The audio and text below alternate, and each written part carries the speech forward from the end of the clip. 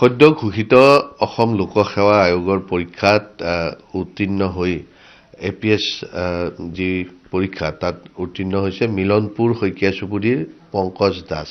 আৰু পংকজ দাস সৈতে আমি কথা পাতিম কিন্তু তাৰ পূৰ্বে জনাব বিচাৰিম যে তেওঁ যি নৌ সেনা বাহিনী আছিলে সেই নৌ সেনা বাহিনী ভাৰতীয় নৌ সেনা বাহিনীত 15 বছৰ কৰ্মৰত আছিল আৰু তাত নাবিক ৰূপে তেওঁ কৰ্মৰত আছিল আৰু তাৰ পিছত বৰ্তমান বেংক বিষয়া বেংকৰ কৰ্মচাৰী হিচাপে কাম কৰি আছে কিন্তু শেহতীয়াকৈ ঘোষণা কৰা এই পৰীক্ষাত উত্তীৰ্ণ হৈ অঞ্চলবাসীৰ বাবে গৌৰৱৰ কাৰণ হৈ পৰিছে পংকজ দাস মই তেখেতৰ পৰা পোনপটীয়াকৈ জানিব বিচাৰিম প্ৰথমে আপুনি নেভিত আছিলে হয় স্যাৰ প্ৰথমতে মই নেভিত 15 বছৰ চাকৰি কৰিলোঁ তাৰ পৰা আহি মই চেন্ট্ৰেল বেংকত জইন কৰিছিলোঁ চেন্ট্ৰেল বেংকত তেজপুৰ শাখাত বৰ্তমান কৰ্মৰত তাৰ মাজতে মই APSC কাৰণে প্ৰিপাৰেচন কৰি আছিলোঁ যোৱা দুটা এইটো মোৰ থাৰ্ড এটেম্প্ট লাষ্ট এটেম্প্টত মই থাকি গৈছিলোঁ এবাৰ APS ৰেংক 20 পাইছোঁ তাৰ কাৰণে খুবেই উৎফুল্লিত হৈ আছোঁ আৰু আৰক্ষীত কাম কৰাৰ আগৰে পৰা ইচ্ছা আছিল নে নিজে অসম লোকসেৱা আয়োগৰ মানে আৰক্ষী শাখাতটো মই বিচাৰিছিলোঁ আৰু মোৰ বেকগ্ৰাউণ্ড হিচাপে মই আগতে ডিফেন্সতে আছিলোঁ যিহেতু মোৰ ভালেই লাগিছে খুব APSত পোৱাৰ কাৰণে হয় স্যাৰ আৰু আগতে আপুনি সেই দুঃসাহসিক কামৰ সৈতেই জড়িত আছিল যিহেতুকে ভাৰতীয় নৌ সেনা বাহিনীত আছিল হয় স্যাৰ হয় নেভিত মই নেভিতে এক্সপিৰিয়েঞ্চ আছে হয় স্যাৰ মই 15 বছৰ নেভিত কৰোঁতে তাত মই মেক্সিমাম সময় টাইম চিপতে ছাৰ্ভিচ কৰিলোঁ তাৰ পৰা আহি পেলাই বেংকত বৰ্তমান বেংকত তাত কাম কৰি পেলাই মানে খুব ভাল লাগিলে নেভিত এতিয়া APSত পোৱাৰ কাৰণে ভাল লাগিছে হয় অসমৰ ৰাইজক সেৱা কৰিব পাৰে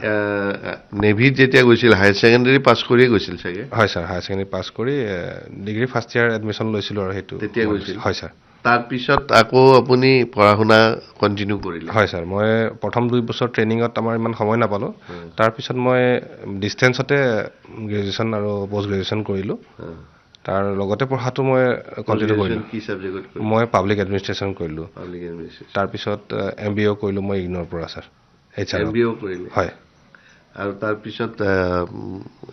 APSC কাৰণে প্ৰিপাৰেচন ষ্টাৰ্ট কৰিছিলোঁ হয় স্যাৰ এতিয়া নিশ্চয় আপুনি সন্তুষ্ট হয় কেনেকৈ পাব পাৰি APSC মানে আন যিসকলে এপিয়াৰ হ'ব তেওঁলোকৰ কাৰণে কি ক'ব কেনেকৈ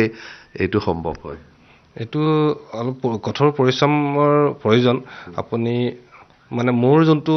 অনুভৱ আপুনি 1 বছৰমান প্ৰিপাৰেচনটোত লাগিবই তাৰপিছত আপোনাৰ 3টা ফেজত হয় প্ৰথমতে প্ৰিলিমিনাৰী তাৰপিছত প্ৰিলিমছৰ পিছত আপোনাৰ মেইনছ হয় মেইনছৰ পিছত থাৰ্ডত আপোনাৰ ইণ্টাৰভিউ ফেজ হয় আপুনি প্ৰিলিমিনাৰী ফেজত বহিবৰ কাৰণেও আপোনাৰ প্ৰত্যেকটো ছাবজেক্ট আপোনাৰ অলপ বেছটো ক্লিয়াৰ হ'বই লাগিব তো তাৰ কাৰণে আপোনাৰ 1 বছৰমান সময়টো দিব লাগিব কিন্তু আগতে অভিযোগ আছিল যে পইচা লাগে বা পৰিচয় লাগে হয় সেইটো আগতে মানে কলা অধ্যায় বুলি ক'ব পাৰি APSCৰ পুৰণা ইমানখিনি আমি শুনিছিলোঁ আগতে ল'ৰা ছোৱালীৰ ইমান ইণ্টাৰেষ্টেড নাছিল APSC বুলি ক'লে কিন্তু যোৱা 4-5 বছৰ যোনটো আমি দেখি আহিছোঁ শুনি আহিছোঁ সকলোৱে এটা ইণ্টাৰেষ্ট আহিছে মানে তাৰ লগতে আমাৰো বয়স হৈছে ধৰক লাষ্টৰ সময়খিনিত এবাৰ চেষ্টা এটা কৰি চাম বুলি ভাবিলোঁ যিটো নিকা এটা পৰীক্ষা অনুষ্ঠিত হৈ আছে বছৰ যোৱা 4-5 বছৰ তাৰ কাৰণে চেষ্টা কৰিলোঁ পোৱাৰ কাৰণে যথেষ্ট সুখী তালিকাখন ওলাই আকৌ তেতিয়া অলপ মনটো মানে চিন্তাও লাগি গৈছিলে বোলে এবাৰ ওলাই গ'ল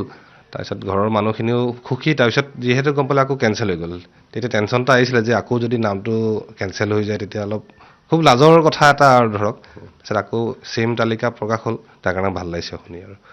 হয় মানে তালিকাখনত বিসংগতি বিশেষ নাই তেনেকুৱাতো মই জনাত দেখা পোৱা নাই বাৰু ছাৰ হয় আৰু পংকজ দাসৰ পৰিয়ালবৰ্গ আছে তেখেতসকলেও যথেষ্ট উৎফুল্লিত আপুনি কেনেকুৱা লাগিছে ভাল লাগিছে ভাল লাগিছে আপুনি পত্নী হয় নমস্কাৰ খবৰটো পোৱাৰ পিছত ভাল লাগিছে হয় কি ক'ব আপোনালোকৰ গাঁৱৰ কাৰণে গাঁৱৰে কাৰণে মোৰ দাদাৰ ল'ৰাই গতিকে সকলো গম পাইছে তেওঁ 15 বছৰ কাল নেভিত খাটি আহি আকৌ তেওঁ বেংকত জইন কৰিলে আৰু এতিয়া তেওঁ মনৰ যিটো আৱেগ আছিলে তেওঁ PSত